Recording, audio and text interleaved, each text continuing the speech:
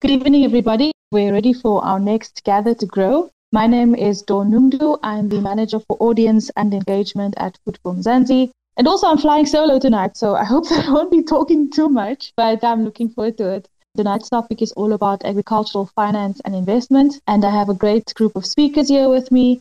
So without any further ado, I'll firstly introduce my speakers. We have Nomalanga Pascal. She is a KwaZulu-Natal farmer and also a human resources practitioner. She's also the Deputy Chair and Chair of Finance and Infrastructure and Portfolio Committee at the Umzinyathi District Development Agency. Nomalanga Pascal, welcome to Gather to Grow. Thank you so much for joining us. My name is Nomalanga Pascal. I am an accomplished businesswoman spanning over 21 years. I'm a farmer. I've been a caretaker for Government Plus program, and I have served at the National Empowerment Fund, championing in the main agricultural rural development. And I have been a caretaker for a Plus Farm, as I mentioned, and where I was awarded top producer exporter by the Department of Agriculture and Rural Development in KZN. And I'm in the process of proclaiming my farm and nature reserve. That is through the SMVelo. And I'm looking forward to engaging this evening. Thank you. Thank you so much. I think I make a point of always having a farmer as a speaker. And we know that across the board, farmers are very dynamic and they fill many spaces and wear many hats. So I definitely think that you're one of them, ma'am. I'm looking forward to having you with us. Next, we have Shamima Nazir. Shamima is actually here in place of another colleague, Nasif Muhammad from Old Mutual. Shamima, you have 27 years of experience in the financial services industry. You've also worked at a number of big banks in South Africa, and you're currently the private wealth consultant with the division of Fairburn, which is also part of Old Mutual. Welcome, Shamima, and great to have you with us. Tell us a little bit about yourself. Yeah, I joined Private Wealth Consult. It's a division of Fairburn Old Mutual, August last year, 2021. And our key focus is to educate businesses, communities, and employees in public sector and the corporate companies. We're very enthusiastic about empowering our previously disadvantaged communities to become financially secure and connecting businesses needing support to the right institutions and the people. We nurture, coach, and enable businesses, employees, and young entrepreneurs in the right direction.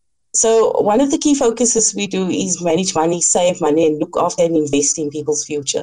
I have 7 years of experience in the financial services industry, having worked for Standard Bank, FNB, ABSA, and lastly with Nedbank. And that was the link with Old Mutual, hence the reason that I joined the company. The years of experience taught me very valuable lessons in managing finances and getting a platform for individuals to be able to communicate and talk freely about financing, managing money, and distinguishing between wants and needs and the difference in securing futures. So I'm looking forward to tonight as well. Thank you. Thank you so much, Shamima. And I think I would also just like to thank you for, bringing all of this experience and knowledge to the space. I think we'll definitely make the most of it. And then my last guest for tonight is Malapane Tamanga. Malapane, I think I met you when I first, started in the industry. I feel like I've known you for as long as I've been in it. And you've also have a world of experience in agri, and you're currently the ministerial representative of the Maize Trust, one of the youngest actually to fill this position. Tell us a little bit about yourself and your time in agri. My name is Malapane, and this year will actually be my 10 years since I've entered the agriculture space. My intro to the agriculture space started with BKB in Paarl, and I joined BKB in Port Elizabeth, and I've since joined Afasa and NERPO. And I'm in the developing space, and currently I do consultation with medium farmers, just how I can develop them and link them with opportunities. I am a representative of the minister on the Maize Trustee. I look forward to this informative discussion. Thanks so much, Malapane. Now, to set the scene and maybe just to open the discussion today, I'd like to start a bit broader and ask you, Malapane, why developing farmers need funding, firstly? I think we can really set the scene here in terms of bridging the gap for smaller producers that have been around for generations and even the beginner farmers that are just starting out in Mzansi's agricultural sector. As a start of the discussion, it will be important to appreciate that we did not just get to where we are as black farmers and white farmers in the country. There's been immense support, a comprehensive support of white farmers to get them to a commercial level where we find them today. And that comprehensive support of subsidization of white commercial farmers or farming in general has since really dropped since the dawn of democracy. And the reason why you find emerging farmers or developing farmers really challenged is as a result of that. Perhaps it's about time that we may look into that legislation or the mandates of developing institutions as the land bank. If you only joined the industry recently, you're likely to get into the space either through just after retirement, or otherwise you run your farm business, parallel to what you do. So meaning you run it as a side hustle. Mainly because the financial institutions available for developing farmers are not so reliable in the sector, and it's quite unfortunate. And it shouldn't be this way. Some of the challenges that emerging and new entrants in the farming space are really facing. And chances are that the people who are really succeeding in the farming space, developing, are likely to just be self-funding, rather than looking anywhere else for support in terms of finance. Thanks so much for the context and also just opening up with that, Malapane. So one thing that I know is, and you've just alluded to that, is farmers will always say there's no land and there's no funding for anyone who wants to get started. But there are also farmers who make a success of it. And of course, Malanga, you're here and you have lots of lived experience when it comes to this, but also around sourcing agricultural funding and investment. What has your experience been like to date? Sourcing of funding is always a journey, and you have to have passion for the sector in the first place so that you can be able to withstand the turbulences. However, it isn't necessarily the reason why farming, it doesn't have enough uptake from the blacks in particular. There are a lot of historic perspective as to why we are where we are and why we need to transform. And there are other opportunities that, in my personal experience, you don't necessarily say, I don't have the land, therefore the likelihood of getting involved in farming is remote. You can fulfill other aspects in the farming community.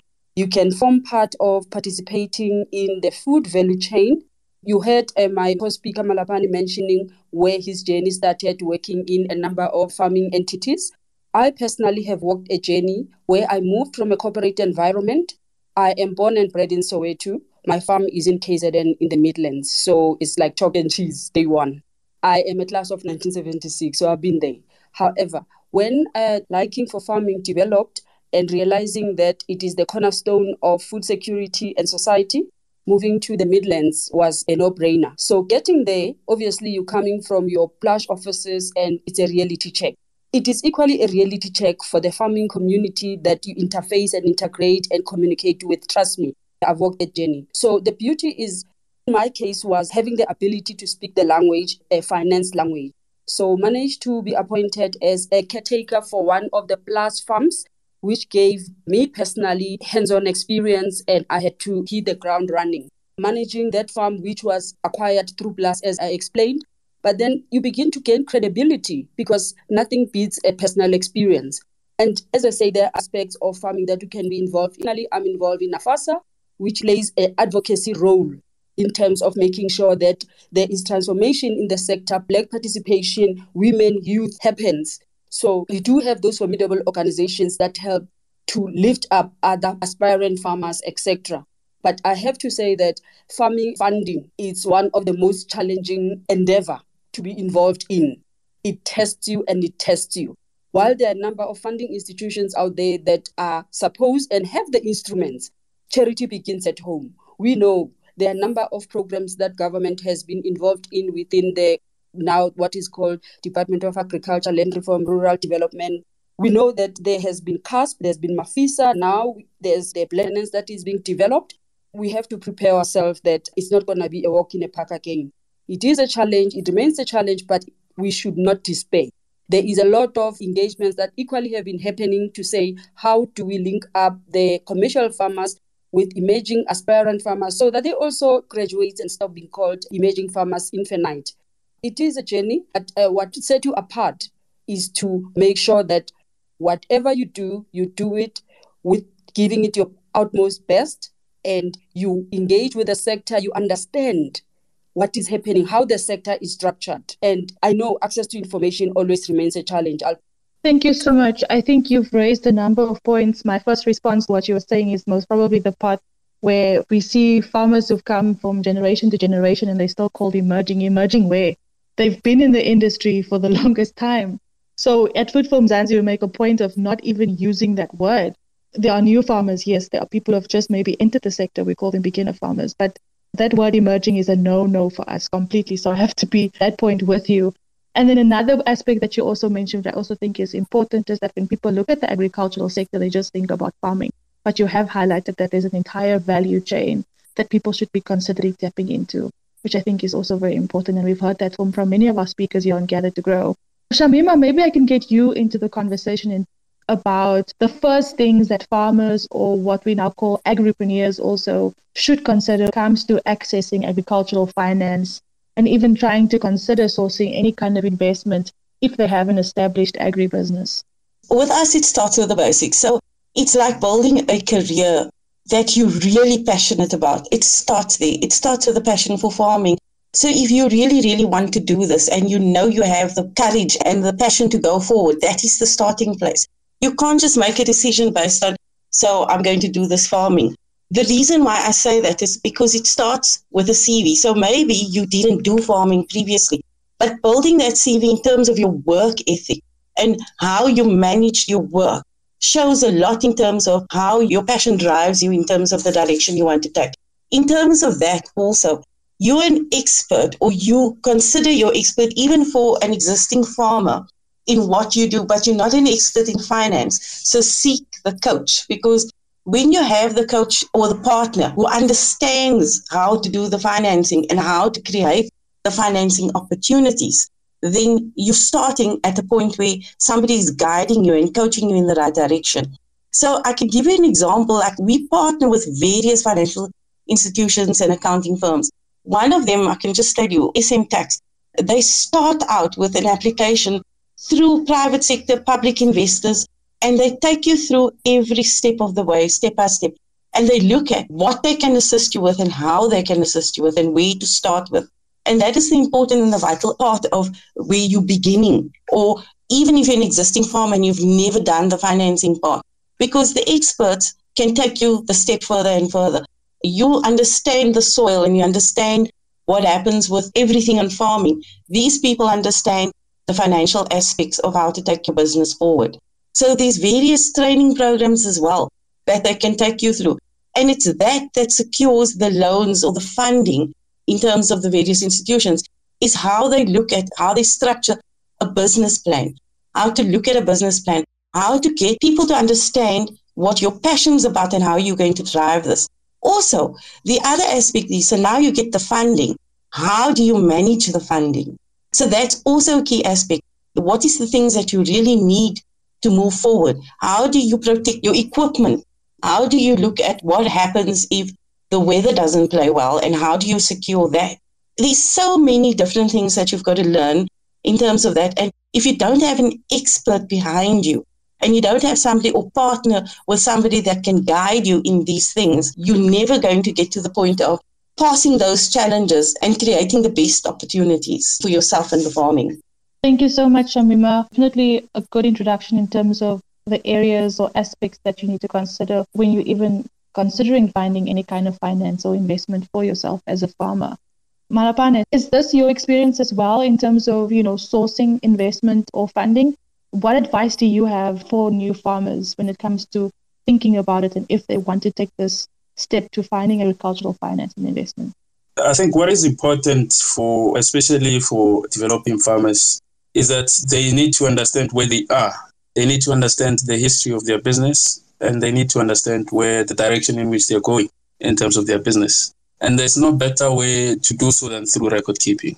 So, and it's one of the things that is lacking, especially from developing farmers. People tend to say, I won't forget, I have it in my mind. I have a plan.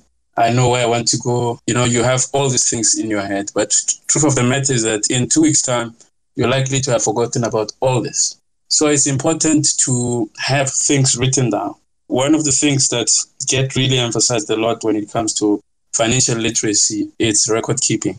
Record keeping for purposes of finance, for purposes of managing your farm as a whole, it's important to always keep records. But it's quite unfortunate to get into the point that was just mentioned by my colleague. Farmers find themselves going through all these processes to access funding.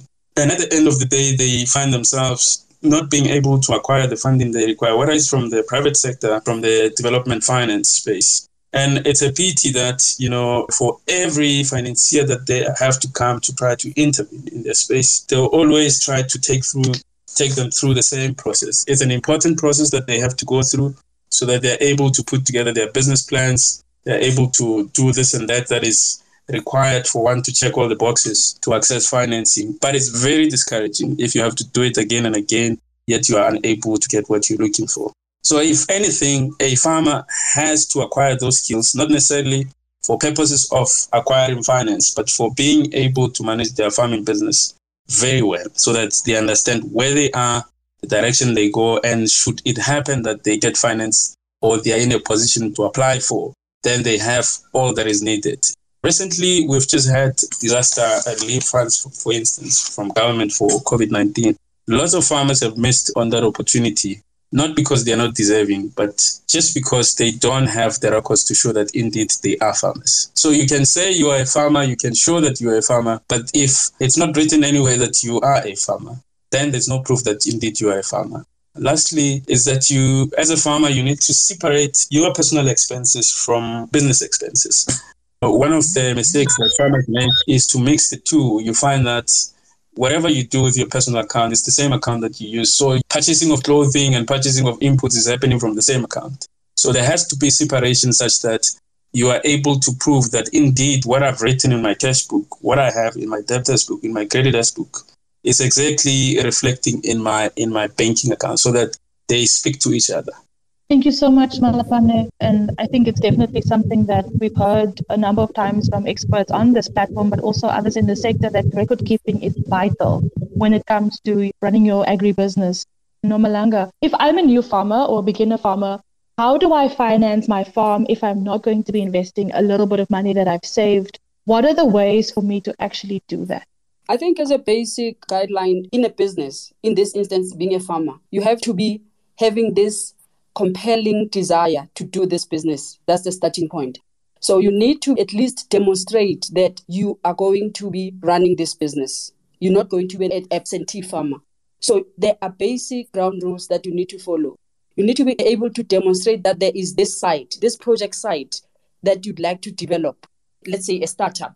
And with this site, what is the ownership? Is it leased? Is it communal?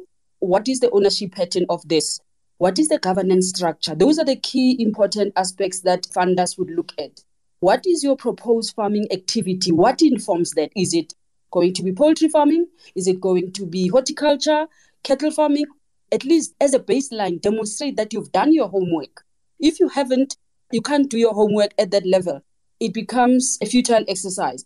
Supposing you can't have all the resources, but try and engage. There are, in the main Department of Agriculture, in most local municipalities, districts where we operate within the South African landscape. At least find out that information, because it will be a basis of developing this concept document that will try to formulate what is that you're trying to achieve. It will structure what is it that you're going to do before you even approach outside parties. For that, you may find there might be pockets of support that you'll get through various institutions. For example, institutions, I'm aware, are designed, the DFIs. Yes, I agree with my colleague Malapane that you would be knocking at all those doors. But you know what? If you don't even try to knock, you're not going to go anywhere in life. You have to be persistent. You have to have tenacity. And these doors do get open at some point. And you go to them, they have programs within them. If you say present your concept document to say, let them now help you to go to the next level, which would be developing now the business plan. And there might be various outlook as to how it's developed, but those, they call them project development funding. It is there, and in the main, it's designed to support youth, women, and Black aspirant farmers and existing farmers that want to expand their farming businesses. Can I take this opportunity just for the people on the platform to mention some of those funding institutions? I am not here promoting them, but I have personal experience with some of them, that they have those funding mandates, they have those funding instruments. It is the National Youth Development Agency, it is the Development Industrial Corporation, it is the National Empowerment Fund, it is the Department of Trade and Industry and Competition. This Trade and Industrial Competition Department, they have what is called the Black Industrialist. We're talking when you are an industrialist. But there's also agro-processing, which deals with the startup farmers. And there's also CIP, which provides the critical infrastructure, which is important in any business, in particular farming. The land bank is a case that we are managing as a country, which is quite sad indeed. But the farming packets are there, but you need to prepare yourself properly as a baseline to demonstrate your desire, your ability, your understanding of what is it that you think you want to achieve in this space. Thank you so much. I think when Malapane told me to advise me to also speak to you to join us tonight, in this moment, I definitely know why. So thank you so much for sharing that information. And I think it's important because one important aspect is don't come to the table or even consider it if you don't have your ducks in a row. And also be sure that when you do knock on those doors, that you actually are able and very much capable of presenting something that people would want to consider to invest in. I see we have a speaker. Tibor, do you want to maybe ask something, contribute towards the conversation for our speakers before I continue on with my questions? I have a desire for farming. I haven't started. I was actually thinking of getting a loan and like renting out space to actually start doing it. So it's basically based on that. Is it advisable to get a loan or just try and apply for funding? Which is the best way? Because I feel like, I need to start now because I haven't started anything as yet. So I've done a lot of research. I've done basically everything that I need to do in order to start. But because of financing and space, that is basically keeping me from actually starting the process of farming. I don't know whether like getting a loan is advisable and when applying for funding, how long does it take? I know it takes like a lot of time. So my question is just basically based on that. Would you guys advise me to get that loan, rent out space to start farming? Thank you so much, Sibo. I think you and I had the same thought at the same moment because the next question was specifically going to be around if I'm considering to get a loan to start my business and which banks should I go to? Is there a type of best advice in terms of, okay, approach this bank because they're the best when it comes to agricultural loans in South Africa? Shamima, do you maybe have some advice here for our listener? I'm going to be brutally honest. Our banks, and I'm talking about from experience, we are not geared enough for the beginner farmer or for any beginner entrepreneur. So yes, the loan would assist you faster. It also takes some time, but trying to get funding, if you have the right profile for what the demographics is in South Africa, then you would get the funding. I would then say go for the funding. So, for instance, the banks have the set criteria in how they look at loans and all those things. So, for a new entrepreneur, it is a vigorous amount of paperwork, startup, even to the point that you have to do financials into the future on predictions what your business is going to do. That is very hard in terms of how do you predict what you're going to do with how you're going to do it. It's got a lot of homework. In essence, it stems back to going back to an expert to do all those things for you. So the ease partners that do this, and they will not charge you upfront. They do certain commissions on when your funding is approved or when your loans are approved. But that also costs money. It's unfortunate, but it's a reality that the banks are not geared enough to do the startups in a very good manner. ABSA boasts that they have the most agri-finance approvals, even though Land Bank has always been the famous one for the agri market. However, it's still a long, vigorous process in terms of what you need to do, your requirements, all those things. And it can take you up to 6 months to get those loans approved. If you're looking at something, I would still go back to saying, I strongly suggest that you get a partner in terms of not your business, but in terms of getting your funding or in terms of an expert. Thank you so much, Shamima. So I hope that answers your question. Our other speakers, do you have any experience or opinions or just feedback on the question that was raised from our listener? Don, if I may, it's a very good question that has been asked. I really appreciate Shamima's response. It is honest to the core. Startups remain a risk. Without a track record, without the balance sheet, it's a very, very big challenge to access funding, not only agricultural funding, funding in general. But in terms of funding for agriculture, there is so many requirements that you need to comply with. It's a fact. You need to demonstrate track record. In the absence of that, you need to show the likelihood of bringing on board partners that will fulfill that gap. You need to demonstrate, as I said earlier, on the governance structure of what you're proposing. It needs to be quite clear because the funders look at all the roles to be fulfilled because they are in the business of making money and they want to make sure that they've mitigated all the risk inherent, especially in startups. So it is a challenge. And as I mentioned earlier on, once you have the ability to package a baseline, like the speaker on the platform said, she's done her research. Is it the right approach for her to go and get the loan? Unfortunately, a loan is not going to happen overnight. I hear my colleagues say 6 months, it can take 2 years, depends. So you will be discouraged by then. So my personal experience elsewhere and where I have supported other initiatives would be, it's a good start that you have had the research, which could translate to you have addressed the basics, project site, etc. And you need to know what is it that you're going to farm. You need to demonstrate that you've got access to market, because for funding to be approved, you need to demonstrate that you've got an off-taker. In the absence of that, you will not be able to convince the funders that you will be able to repay them.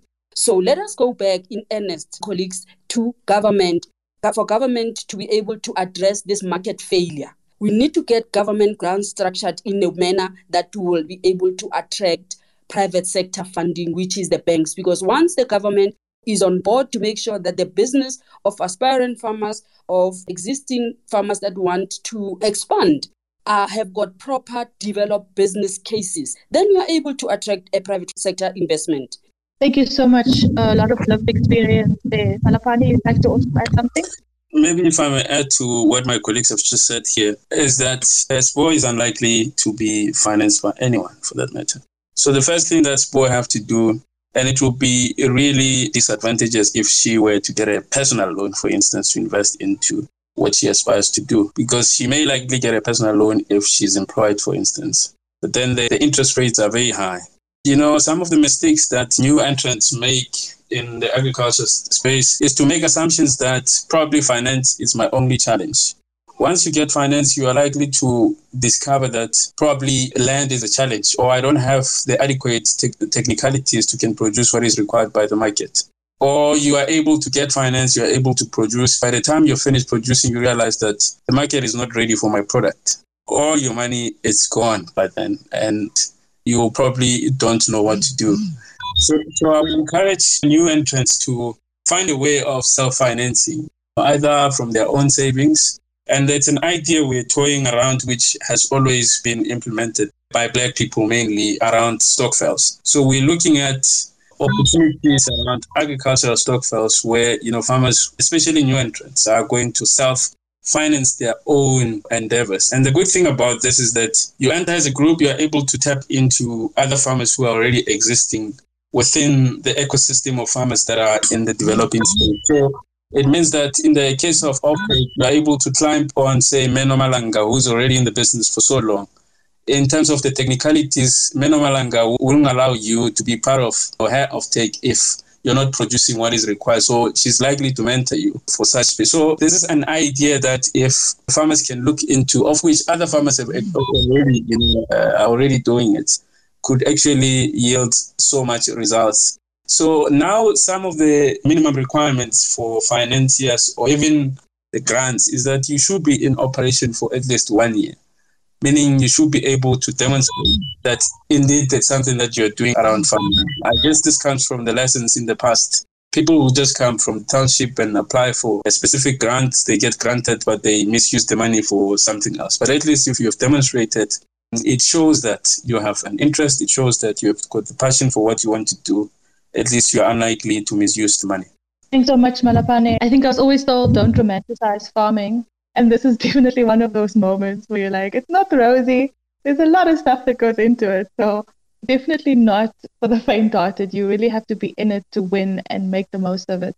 When it comes to funding opportunities that are available to farmers, and in preparation for this, I found a number of grants, cost-sharing grants, and loans that are available to farmers and agripreneurs within the sector. But how viable is it to bank on when the need for funding specifically is so much greater than the resources available? Shamima, would you maybe like to open with this one, and then I'll also give our other speakers a chance to respond?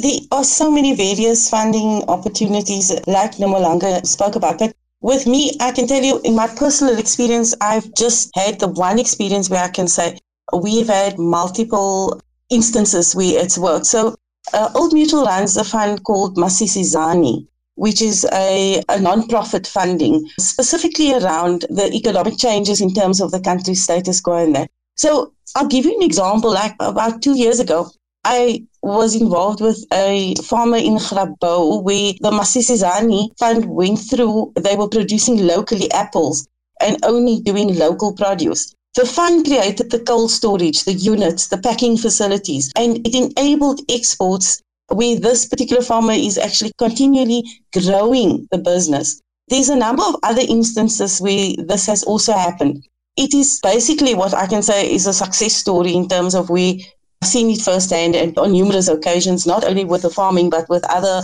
businesses as well. And a lot has to do with Black women and getting that up and running in terms of this fund. So that's the concentration in this particular fund. There is the others, which is like instance with agriculture, there's the land redistribution. But all these things always requires that you give some portion of cash or some kind of funding of your own in terms of it. Even though it's a small portion, it still requires funding towards a bigger amount as such. In terms of that, like all these others that Nomalanga mentioned, we also have, and I know that our partners work closely with those people as well. I mentioned this one because it was a success story, and I had more than one success story in where I can tell you about. So it gives an aspirational input in terms of don't give up on these things, because it's like Nomalanga said, you go through it all the time and you have to apply and reapply, and you've got to change things and look at these things. But also look at an incubation period for a new business, for example, and create the opportunity where you grow from the start to going into the middle and to the bigger players, and start it out in a small capacity. I think when you start out small, you have more feasibility to be able to get finance or to be able to grow the business into another level. Thank you so much, Shamima. To other speakers, would you maybe like to respond to this question? I see we have Aisha here who would also like to contribute, but before I give her the floor, any comments on this specific question about whether or not the need is so great? Are the resources available actually worth it? And pursuing it, is it actually worth it in the end? I think we have to also accept that it is difficult to raise funds. We are even in a worse situation with the advent of COVID. That doesn't mean we are not eating. So no matter what happens, the need for food is even higher today. We have to realize that government has to take the lead in causing businesses to thrive. And today there is more acuteness and willingness and participation of, I'll continue to iterate on this, the youth, women, and more Black farmers than there ever has been. When I started in 2007, it was like, what are you going to do in KZN? But today, everybody is looking at farming differently. So government has to really be engaged. I know Malapani, my colleague, we try from different aspects, and I think other parties also do from different platforms. But government needs to make farming doable. It needs to create that conducive environment for it to happen, because it's not going to happen in a vacuum. Funding institutions want their return on investment. Government has a duty to transform the sector. Programs have been developed and they go under. Not because programs were not well informed, like the recap act, for example. They were well thought programs, but for whatever reason, they collapse. So we have a duty to conscientize government more and more in the spaces where we occupy. We are privileged to be there, to make sure that government makes sure that the success of a Black farmer is on them, because the farmers are there, the aspirant farmers are there, the farmers that are existing are going barely. Why? While some of them, the willingness is clearly there. The instruments of farming, of supporting farming businesses are there. That I can tell you with utmost confidence within the DFI space. They are there. Thank you so much. Lots of passion there. I'm going to give Aisha a chance just to also share her comments. The floor is yours. One of the speakers had mentioned that finance might not only be the only problem, but land can also be a contributing factor. For me, I've also done my research and feel like I'm ready to go into the business. But when approaching government with regards to land reform, it's difficult because, let me say, the people that I've approached, it's either they want sexual pleasures or they want money. I don't know how, but I was wondering if maybe there is something that I could do to curb it. Because let's not lie, I mean, government does control a lot of factors. So I was just wondering if maybe they could give me advice with regards to any of that. Thank you so much, Aisha. I just got like this disgusting feeling when you said that about wanting sexual favors in exchange for land. just makes me sick to my stomach. Any response to this question? Malapane, would you like to take this one? Or maybe Nomalanga, would you maybe like to take this one? I'll attempt, but I'm quite disgusted. I normally prefer to work from the basis of principles within the policy frameworks of government. With the lady on the platform, I'm sorry, I didn't take your name, I apologize. So there shouldn't be any such, even the thought of you being subjected to that, honestly speaking. I'm aware, again, I think Malapani maybe put him on the spot to give you access to people in the departments, that is the Minister, Honorable Minister Chokotitisa's office, because I'm fully aware with the distribution program. May I put Malapani on the spot there to help the lady on the platform, that who should they speak to, because currently I am aware that there are programs within the land reform programs that leases land, government land, to aspirant farmers. So it shouldn't be that the aspirant farmers in particular, the ladies, are subjected to harassment or insinuations of this manner. Thank you so much. I think I might be having some trouble with Malapane in terms of speaking and muting. I'm going to see if I can just message him on the side. In the meantime, I see we have Tabo, maybe you want to go? So I just want to thank everyone for the information that we're getting here.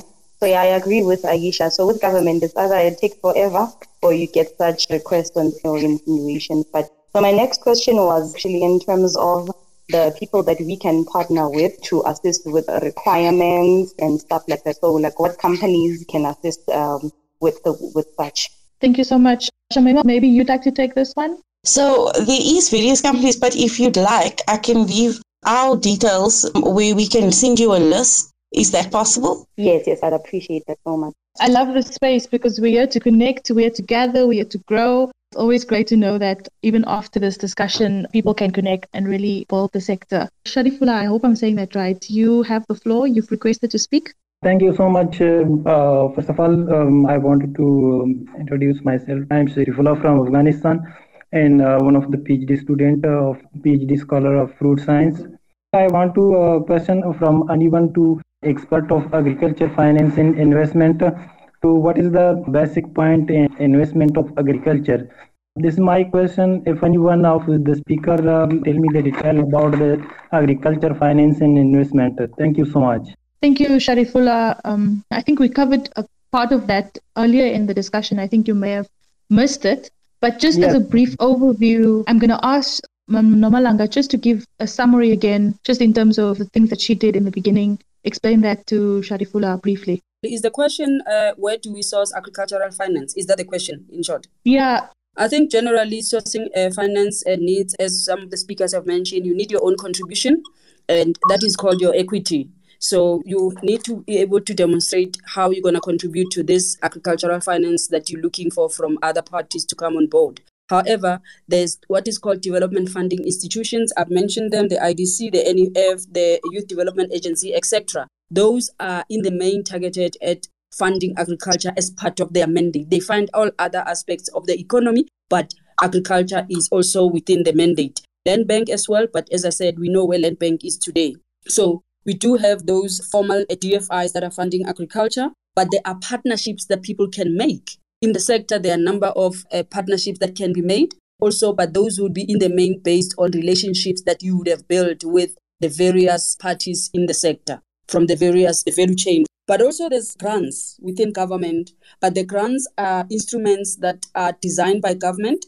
There's a number of them. I'm aware of CASP. I know it's still there. Mafisa is still there. And what is being developed currently, to my knowledge, is what is called blended finance. That will be the funding that government designs so that it allows, I know it's driven, the funding is also driven by rural development. It's got a grant component to it. It attracts private sector so that, again, it is the risk inherent in startups, in supporting Black farmers, it's mitigated in that space. Thank you so much just for giving that brief overview. Tabile, the floor is yours from the NAMC. This is such a loaded topic. I think for me, I'm just going to comment and then perhaps give some advices where I can to the colleagues. I heard that the lady who actually asked about she had decided to get into the business and stuff, that is agribusiness. So first off, I would like to make the issue about the government and the private sector. The government needs to get into doing what it should be doing, which is something that I think everyone is saying. But at the same time, I think we also need to acknowledge that the fact that agriculture is a numbers game, and that has no country, is a global thing. As far as, for an example, the commercial banks in South Africa that seem to be the ones that are doing a wonderful job in terms of loaning and stuff because of like deteriorating institutions and stuff. I think that is not necessarily a situation in South Africa. If one is following what is happening within the continent, that is Africa, you will find the same thing. In fact, research has been done around that to show like, okay, the main issue, especially for those that are small or developing farmers, it is a bigger problem for them to get such loans because of maybe like the experiences and stuff. It's not necessarily a South African thing. It is a agricultural space. As I was saying, agriculture is a numbers game. For an example, I will make an example of the Asian countries. China, for an example, just to specific, they currently have a similar situation as well. Currently, we are having in South Africa. They have the farmers that are very commercialized, and then they have those that are like still trying to get into this business. For those that are within the commercial spaces, easy for them, as the colleagues were mentioning, that they have like the relevant documentation and so forth. It is easy for them. But as for those that are developing, they have like there's been like a development of like a lot of informal lenders, including the stockfires that Malapana was talking about earlier on, where like farmers that are trying to get into the business, they go for those because eventually at the end of the day, if you are entering the business, it means you don't necessarily have all the documentation, the expertise and stuff to be able to get all these loans and stuff. You see, so it's not always going to be a problem, and that is not a South African issue. It is a global situation. So as for the guys that would like to enter the business, I would suggest one, mentorship is very important within the agricultural space, and that mentorship is not necessarily produce food, like produce and whatever. Even the issues with the ones that we're talking about, the finances, like now, you're going to be able there to talk to your mentor or how to go about to do this the right way. Even so that I think actually that will even make it easier for you when you're starting your business. You already know at least a lot of things, so that when you even get into the IDCs, they don't point you everywhere, or at least you make their life somehow relatively easier because at least a step ahead. I think that I would say for the guys that are trying to enter the business. And also what is important is also to choose a business when the lenders look into it and they will see a potential in that. So there are commodities like now that are like really doing well within the industries, all of the industries across the South African industry, including the global space. So one also will need to look into those, because if you have to look for commodities that have already been there, that are doing very well, it is not necessary, especially when you're entering it, that sort of a space, it's not going to be easy for the lenders, because they're like, no, there's a lot of people that are already established in that particular commodity. So choose the commodity that is going to be attractive for the lenders, that will make it sort of easier for them to be able to give you that loan. It can be of percentages, they tend to like put them into percentages. It can be 50 of what you need, can be 30 depending on the experiences and so what other things that they require. So I think those are other things that I think that the colleagues would like to look into. Otherwise, I can talk for forever about this. And then also good luck to the colleagues that are trying to enter the business. There is still like a lot of space to enter the business. Of course, there are challenges both by government and the private sector, but I think if we're getting together, and then we can be able to achieve this, irrespective of who is wrong and who is right. Thank you so much, Tabile. Tabile is, of course, an agricultural economist for the Agro Food Chain Unit at the National Agricultural Marketing Council, and also someone that I've been working with for a while now, my time at Food from Zanzi. Valuable insights. I think it's definitely something that have been echoed by many on this platform. Find something that's niche and that works for you, that people will actually want to invest in. And finding a mentor, I think that's the most important thing. And it's something that Shamima mentioned way in the beginning. Not just mentorship, but also the right partners that can actually help you to find the finance and find the investment that's available. I'm going to ask my next question. So let's talk about collaboration. I think it's definitely something that we've touched on throughout the discussion between private and public sectors, and specifically how we can use that as a means to advance financing agriculture and also the transformation around it within Mzansi. How do we sort of take this on, and how do we continue to build on it? Manomalanga, would you maybe like to take this one? Partnerships are very important. The value chain is quite broad within the agricultural sector. At a high level, when we're talking value chain, we're talking from the input side, from the production side, from the processing side, from the distribution side, and then from the consumption side. So you have to decide where you want to play and why. And in all those sectors, there are established captains of the industry. You have to work with the existing players for this transformation to happen, because that is what the funders will look at as to where are you positioning yourself. You have to look at farming as a business, not as, by the way, a whiling away time hobby. As you said, it is not for the faint-hearted. So we have a lot of work that government, private sector, the commodity companies, etc., are involved in. So it's just for you to be able to do your research and be able to see who you'd like to come to. I mean, AFASA is one of them. There are other farmer organizations. Food from Mzansi is one of them. I think they will be able to direct you in a direction that you'd like to take. So I think be open to partnerships. But it's important to know that the history of the existing captains of the industry, it's there, it's factual, but they've worked hard, equally so. Let's forget the other politics. They've worked very hard, and having worked hard, they like to leave legacies. It's generational wealth. If you want to be part of it, you must be ready to roll up your sleeves and work in earnest. Don't expect to benefit tomorrow because farmers work hard. Trust me, it is hard work, but it's also rewarding. Thank you so much, ma'am. I think you've raised a number of issues, and I almost feel like it's a perfect way to end the discussion. But I'd maybe like to ask all of our speakers, Thabile, hopefully you can also respond to it. I'm grabbing onto an expert that I know here in the space. Just, some tips for farmers when it comes to agricultural finance and investment. We've shared a lot of information, but if there's the one thing that you can now leave a beginner farmer like Sibo who's aspiring, what would you say to her? What would you say to others who are currently in the sector and wanting to find funding or investment or finance another project that they might be thinking about? What is that piece of advice that you would give to them? Shamima, can I start with you? Agriculture is one of the oldest and most fundamental occupations of mankind. It's been in existence forever. So previously, it was exposed to fires, floods, droughts, frost, plagues, locust plagues, and stuff like that. Today, we face different challenges: climate change, increasing frequency of the weather patterns, cyber attacks, changing consumer behaviors, and especially in terms of changing consumer behaviors in food safety. And coupled with that, then you're also looking at 19 and the pandemic. But the one thing that is really not changed is the increased pressure on farmers to provide food for increasing population. So it's like Nomalanga said, it's a very rewarding space to be in. And if you persevere and you want to do this passionately, there are those partners and those experts. Use them and move forward in that direction, because it really is one of the best occupations to have as such. Couldn't agree more there with your last statement. If you're in it, you don't want to leave it. Me, for example, as well, agricultural media, I love it. It's such a dynamic space to work in.